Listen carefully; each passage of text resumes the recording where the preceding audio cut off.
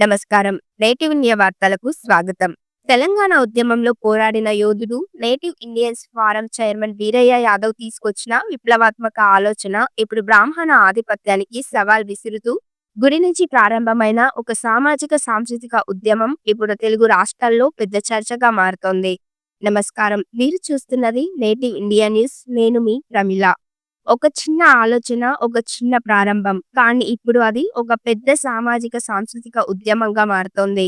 Native Indians form ఈ పేరు ఇప్పుడు ప్రతి గ్రామంలో, ప్రతి వేదికపై వినిపిస్తోంది.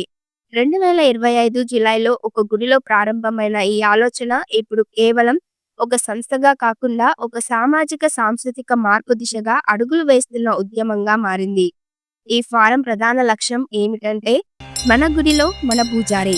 పౌరోహిత్యం ఒకే కులానికి పరిమితం కాకూడదు. పెళ్లి అయినా, కొత్త ఇంటి శుభారంభమైనా లేదా ఏదైనా శుభకార్యమైనా అన్ని కులాల వారు పూజారులుగా పాల్గొనే హక్కు కలిగి ఉండాలి అన్నదే ఈ ఉద్యమం బలంగా చెబుతోంది.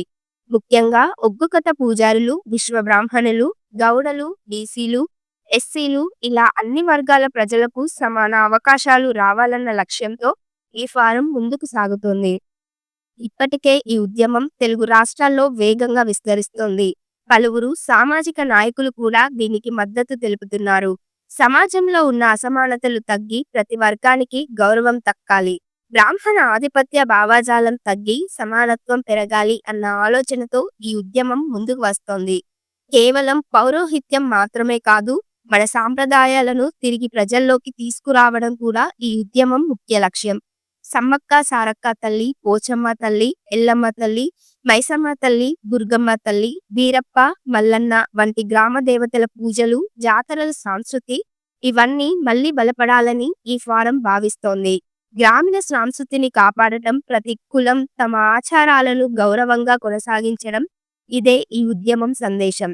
అలాగే ఇతర మతాల పట్ల కూడా సామరస్య భావం అవసరమని ఈ ఫారం స్పష్టం చేస్తోంది.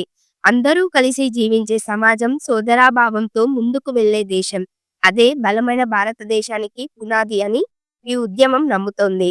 ఈ ఉద్యమానికి ఆలోచన ఇచ్చిన native Indians forum chairman Veeraiah Yadav మాట్లాడుతూ, ఇది ఒక గొప్ప సామాజిక సాంస్కృతిక ఉద్యమమని, అన్ని వర్గాలు కలిసి సమాజం నిర్మాణానికి పనిచేయాలని పిలుపునిచ్చారు. మహాత్మా జ్యోతిరావు పులే, డాక్టర్ బాబాసాహెబ్ అంబేద్కర్ ఆశయాలను ఆచరణలో పెట్టడమే ఈ ఉద్యమం లక్ష్యమని ఆయన పేర్కొన్నారు.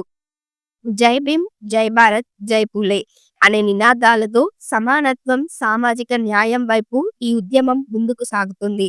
మొత్తానికి ఒక గుడిలో ప్రారంభమైన ఈ చిన్న ప్రయత్నం ఇప్పుడు పెద్ద సామాజిక మార్పుకు నాంది పలుకుతోంది. ఇది నిజంగా సమాజంలో సమానత్వాన్ని తీసుకువస్తుందా లేదా కొత్త చర్చలకు దారితీస్తుందా అన్నది రాబోయే రోజుల్లో తేలాల్సి ఉంది.